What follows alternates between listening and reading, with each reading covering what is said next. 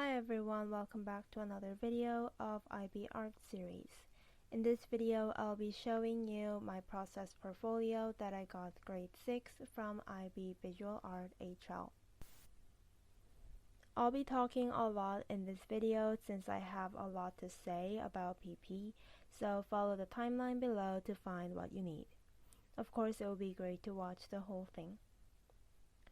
Before we get into the video, let's go over the requirement for process portfolio.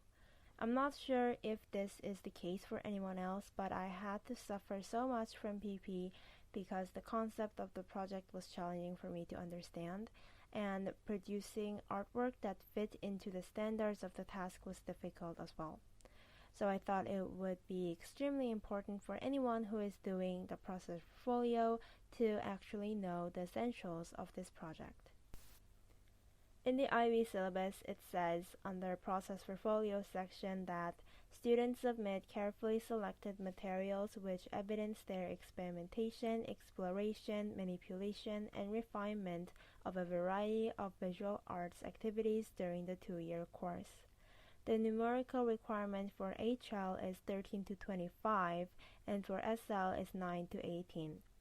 I had a total of 25 pages maximum for HL because I am a pure maximalist, but now that I think of it, it is so much more important that you show the good ones that excessively show what is looked for by the examiner, not including the ones that I like or the ones I want to show. Process portfolio holds value of 40% of the whole grade that a student receives, same amount as the exhibition, and this is the same for HL and SL. My take on process portfolio is that it is a documentation of your developing art making process.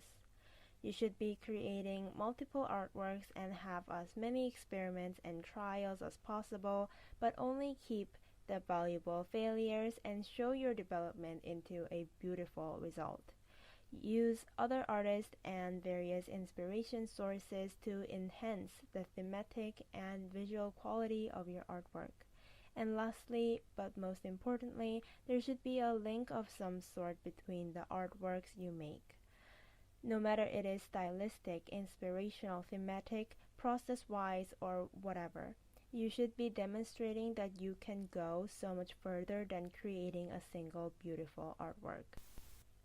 You have to develop more with the artwork that you made with external inspiration and resources, and you must document your process with pleasing visuals. Now that was enough talking about the basics, let's get into my work.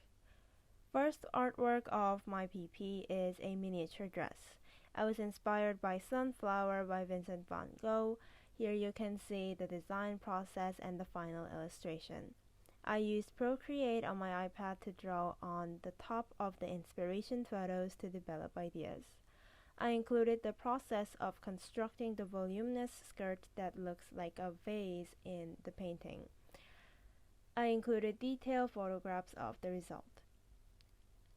I didn't finish my work here. I took a step further and created an illustration based on the mini dress. Here are the idea development, sketching based on detail, and the final photograph. Next one is 3D art making. I was inspired by abstract sculptures to create paper artwork. This artwork floats in the air and it has black and white surfaces. I explained the meaning and intention that I had when I was making this artwork in depth. I personally like to put meanings into everything I make, so explaining that with words is very important. And I think having a clear intention is advantageous for gaining merit points. One thing I notice here is that the quality of the photo is really bad. I couldn't think of having a clearer background when I made this work back in grade 11. I couldn't make this again and take a good photograph due to the lack of time. You can see here that taking good photographs when you make the artwork is very important, so you don't have to stress out later on. Next slide is the 3 digital artworks that I made inspired by the paper artwork. I included two bust portraits and a full human body because it connects to the meaning of my artwork. These are my first digital artwork that I ever made, so the quality is a bit crappy, but I really like the first one, if I have to say. The two photos on top are my observational drawings, but the quality is just not worth mentioning. I think these are not helpful images on this page. I had a photography project inspired by a photographer, Chen Man. These are her photos that I used as reference. Here are the process of creating the photographs, and on the next page I selected 6 best shots. Not only that, I added more effects with Procreate. Here you can see the 3D sculpture reappearing. I like this one the most. I love storytelling, so this next one is for telling a story. This artwork is a series of marker and pen illustration about infectious disease.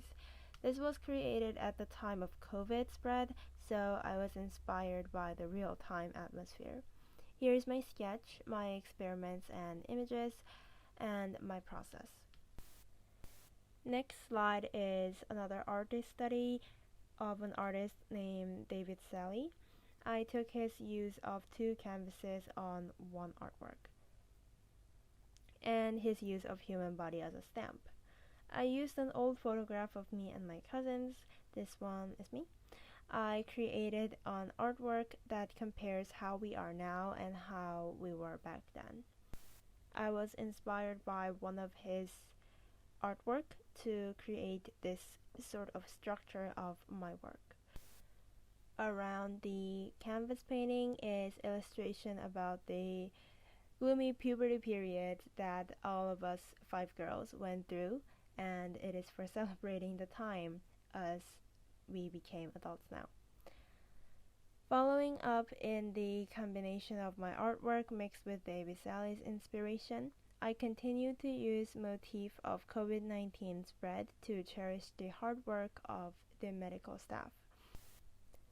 This is an illustration of a woman nurse, and another half of her face is her during the pandemic. Moving on to my next work, I decided to use pen for this work since I love working with pen. I took a photo of a memorial statue in Korea that I saw in real life to create this illustration. These pages contain minor artist connection, but more focus is on the page with experiments with pen. I continue to use the motif of the statue and the historical significance of that memorial to create a light box. Here are the sketches, process, and experiments with different colors of light. Not stopping here, I developed my light box idea and paper craft to create another light box with more complicated design. I had a total of 10 layers in this work. I was inspired to use Chinese traditional paper cut design that was inspired by the props for my photography project, as well as the layer effect to show that I learned from my previous lightbox work. As a Korean woman, I have personal connection with the memorial that is reappearing again and again in this project. Therefore, I developed the motif even more and made a series of artwork that narrates tragic event that impacted me in some ways. The first one was, of course, adapted from the primary photo that I took. I decided to incorporate variety of artist inspirations to enhance the visual effect of my illustrations. I created 3D butterfly installation work that uses shadow to display the image of butterflies. This was more meaningful since the symbol of this historical event is a butterfly. Second work in this series is about the second tragic incident. This is a gouache illustration on paper, just like the one before. I used paper installation inspired by a different artist. This installation on the frame indicates the wave in the ocean. For the third illustration, I developed on the idea of tree that I have in the illustration. I used an artist who uses string and white background to show trees. I experimented with different colors and thicknesses. I decided to continue on with the red color and cut the papers into circles, then install them on my frame. From this page onward, there are many exhibition pieces. This one is the illustration of two people touching each other's heads that are in different shapes. I actually sewed onto the canvas with the red string that I used in previous artworks. Since I was interested in fashion, I decided to make soft sculptures with fabric. I used Louise Bourgeois' artwork as a reference. I included my fabric choices, sketches, planning, process, failures, and the end result respectively.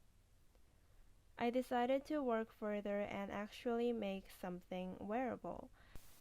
I really liked the idea of sharp horns that I had for the figure with green body in my previous artwork, so I developed from that motif. I researched some fashion design works that I can use and found these. Of course, I included the process of making this artwork. I had to hand stitch everything and took me a long time to make all of the elements for this artwork. I think the photo is taking away a lot of the mirror points in this page, but I really did not have enough time and space to take good photographs at this time. Not stopping from just making some fashion pieces, I tried some oil painting with the idea of the sharp horn-shaped figures. I was inspired by artist Kim Ho-kyung and create these two pieces. Here you can see some repeating motif of the horn shapes. I really like the mood of this artwork, so I wanted to use the shadow for mine as well. So I made a mobile. I experimented with paper to test if the work gave the effect that I wanted. And then I actually made the replica of the mobile on the artwork with the same shapes. I added a challenge that I faced in making the actual thing and show how I solved it. This is the second last slide of my work. I dug out an old painting that I did from grade 10 and developed it into something more meaningful. You can see the color choices, brainstorming, and sketches on this page. This is the last slide of my development from 2D illustration to 3D artwork and performance art. I like the idea of a pyramid form from the last two illustrations, so I used it to make a wire paper sculpture with styrofoams and lit it on fire to destroy it.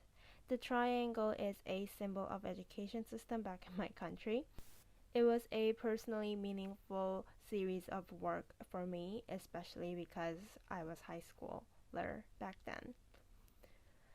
I ended my PP with a reflection and a citation page for my images. Okay, that is how I did my process portfolio for IB Visual Art. Now that it's been a year since I submitted this, I feel like there are so many areas that I could have done so much better at. Despite the lacking quality here and there, I am actually really proud of what I submitted because approximately 80% of the whole thing was done within a month and a half at the end of grade 12. I could not get the gist of what I'm supposed to do with PP until then. I had no serious issue with other tasks, but PP was something that I could not get my hands on. So I came up with some tips that might be useful for you guys as well. First one is plan beforehand. I feel like this is the most important tip out of everything that I say in this video. However, this can really vary between people. I am the type of person who plans for literally everything. If you're like me or feel the need to plan, at least do it. It helps so much, especially with process portfolio. I really cannot work spontaneously because it blocks my creativity. Have a plan or strategy where you will have your connection and development. It gives you less stress about the amount of pages that you will have to make. You cannot have too little or too many of anything in process portfolio. I simply used A4 paper and drew 25 squares on them since I have 25 pages.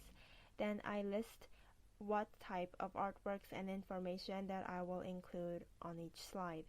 I physically drew a line between the slides that are related to each other, and I noted down the artist inspirations that I will have here and there. This was all to let myself know that I have the right amount of everything, and it really helped.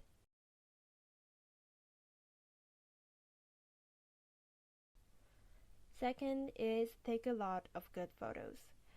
PP is a documentation. Fancy writing won't do much than a good photo. If you forget to take photos, I suggest you do keep a timer for every hour or so you can force yourself to take photos in the middle of the art making process. Also, take a good photo with clean background and good lighting.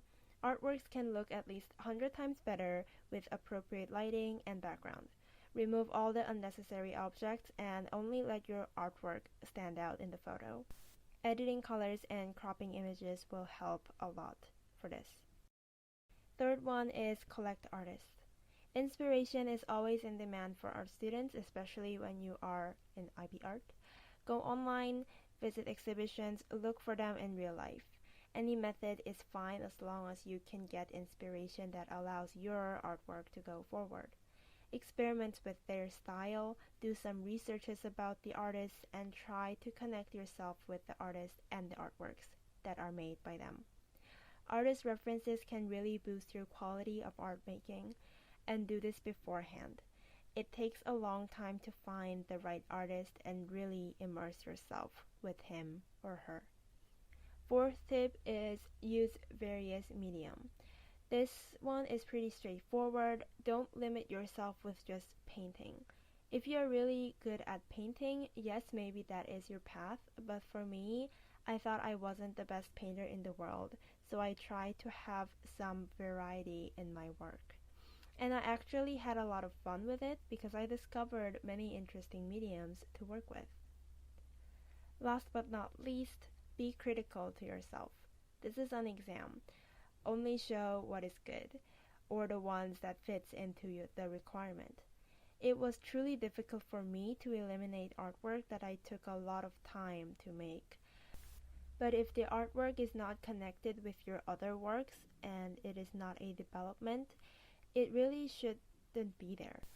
This is the process that I did not follow when I had a lot of time to work with Process Portfolio, and it ended up making me to rush through a lot of my work at the end of grade 12.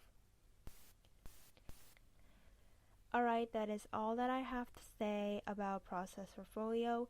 Please give this video a like and leave a comment about the things you liked, disliked, or any comment that you have on any part of my work, so everyone can see and learn from each other. That is it for this video, and I will see you again next time. Bye!